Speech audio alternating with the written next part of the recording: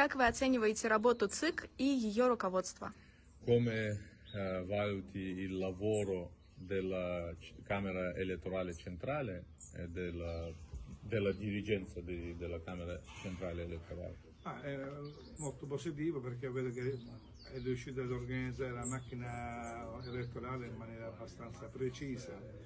considerando anche l'arrivo nei villaggi, nella parte più difficile, quindi questo significa che la macchina elettorale è ben messa, è ben organizzata, perché c'è anche la volontà di un popolo di partecipare al progresso democratico.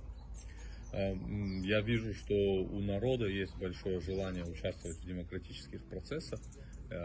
и руководство ЦИК, и в принципе ЦИК в целом смог организовать